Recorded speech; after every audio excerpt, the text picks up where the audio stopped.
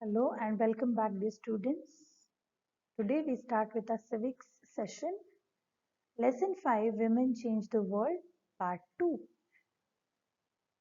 Today we will discuss more about learning for change with some examples such as Pandita Ramabai, Rokaiya Shekhawat Hussain, and Raj Sundari Devi.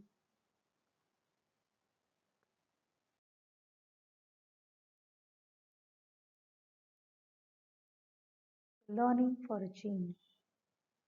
Now, going to school is an important part of our life, isn't it? Every day we go to school. Maybe this during this pandemic the situation is different, but normally we all go to school. As more and more children enter the school every year, we begin to think that it is normal for all the children to go to school. But can you think or imagine that school and learning could be seen as out of bounds? Yeah, I know today it is really difficult for all of us to imagine a life without schools. But in the past, the skill of reading and writing was known to only a few. Most children learned the work their families or elders did. For girls, the situation was even worse. In communities that taught sons to read and write, daughters were not allowed to learn the alphabet. Even in families where skills like pottery, weaving, and craft were taught, the contribution of daughters or women was only seen as supportive. For example, in the pottery trade, women collected mud and prepared the earth for the pots. But since they did not operate the wheel, they were not seen as potters. So at present, we cannot even think a life without learning, without getting ourselves educated. But what about the past? Yes, in the past, there were many restrictions on people and communities to get education, especially on girls and women. They were not at all allowed to get a formal education as such.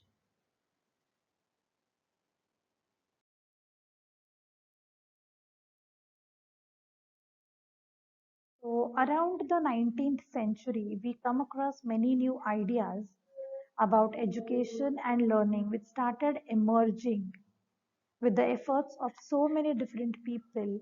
For example, we know Jyotiba Phule, his wife, Savitribai Phule, who have taken a lot of efforts for girls' education, specially. But as Britishers entered our country in the 19th century, they also brought certain new ideas about education. And so, education and learning emerged almost during the 19th century. Schools started becoming more common, and the communities that had never learned themselves, they never knew what is reading and writing, started sending their children to school. They also started feeling that yes, at least our children should get educated so that they would be self sufficient and they could earn their own livelihood. But there was a lot of opposition to girls' education. So we have heard so many stories about Savitribai Phule, how she was getting so many hurdles in her path when she wanted to start girls' schooling. Yet we have many examples of men and women making efforts to open schools for girls, one of which I have just mentioned. Can you name a few? If you have any names who have made efforts to open schools for girls, I want you all to note it down in your textbook, say on page number 59, and then we will discuss about them in the next session.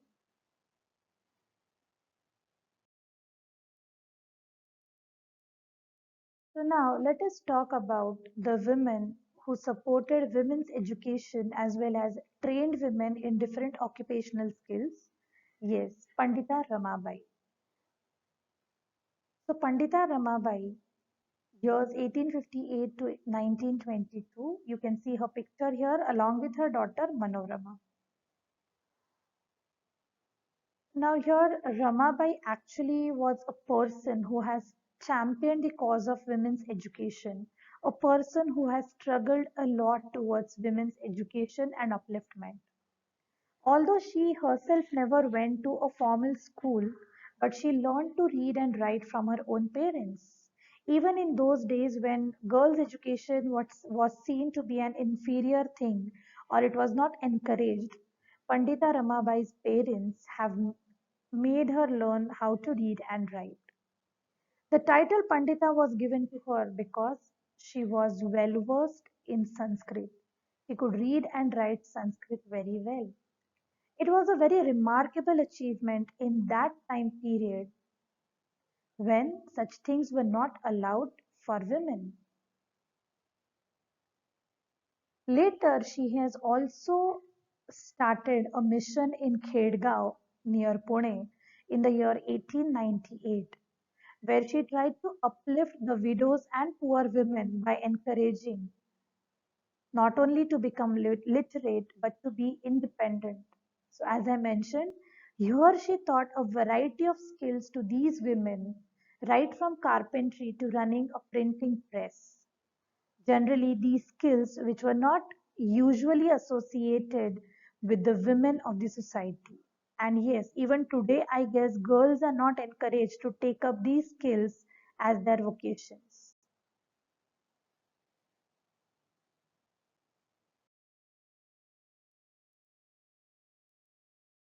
So here you can see the mission that she started in Kedgaon is known as the Mukti mission, and the motto is shaping lives. Here in a picture you can see the printing press and where the women are working on the printing press. So though Ramabai is no more with us, but her mission is still continuing in the same place with the right motto, shaping lives.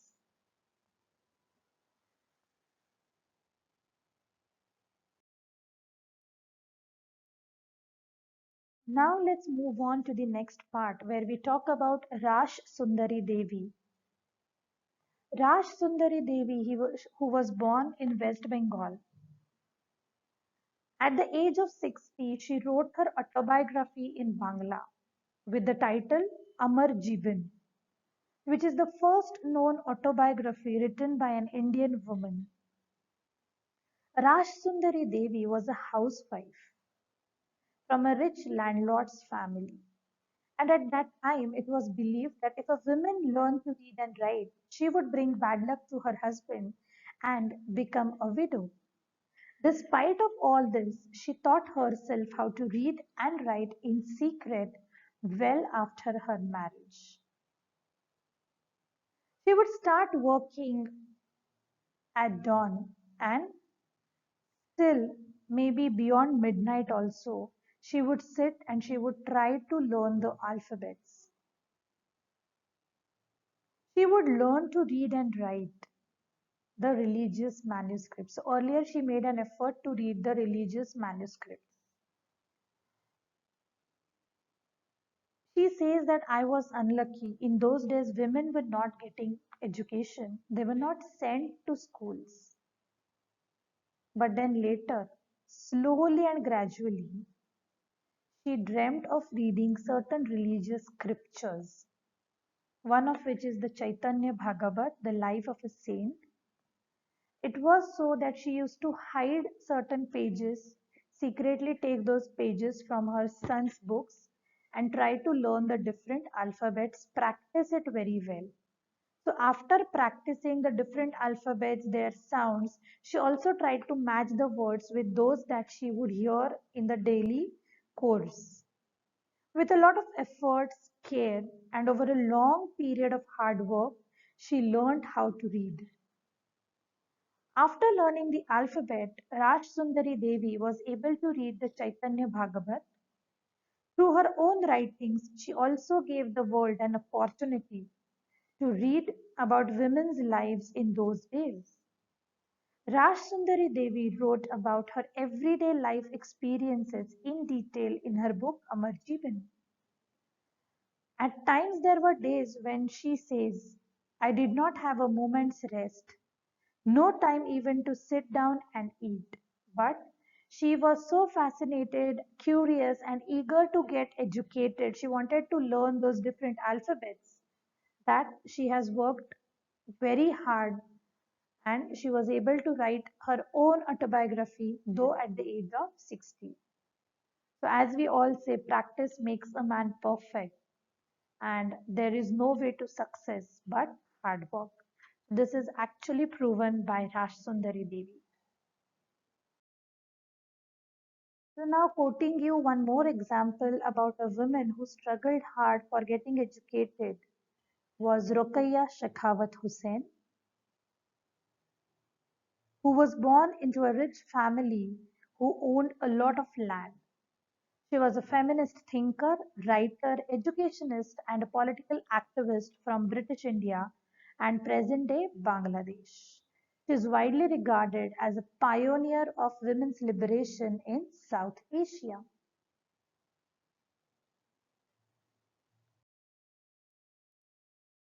So, talking more about Ruqayya Shekhawat Hussain, though she knew how to read and write Urdu, she was stopped from learning Bangla and English.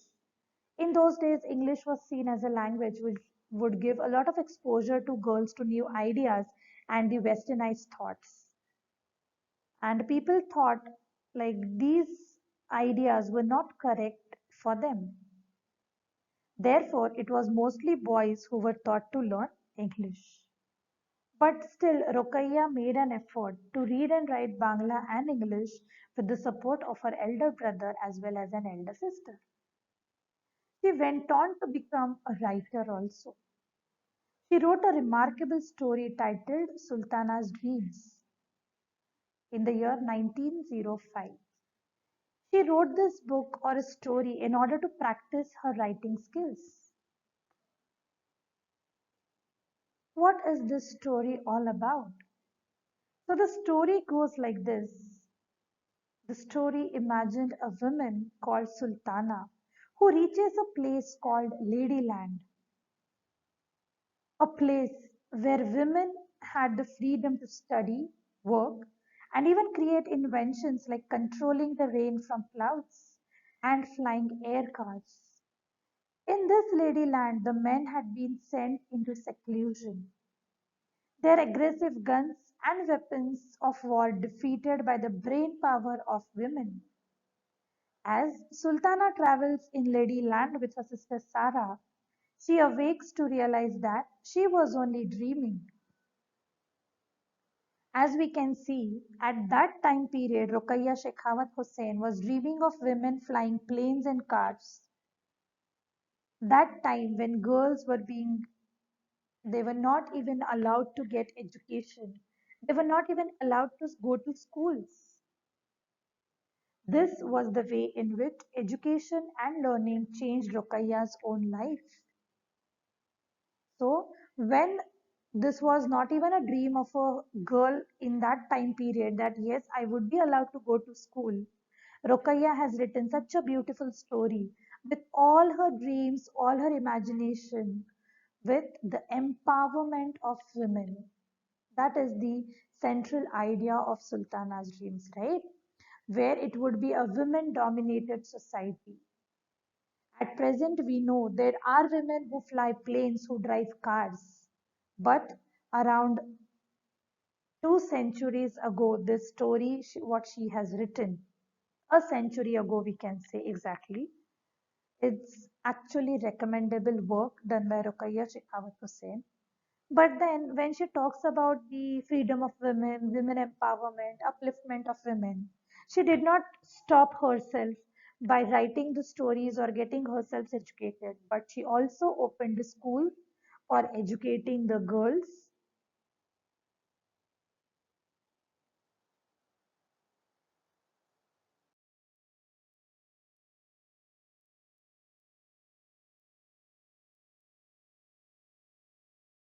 So, in the year 1910, she started a school which is known as Shekhawat Memorial School in Kolkata. And even today, this school is still functioning very well.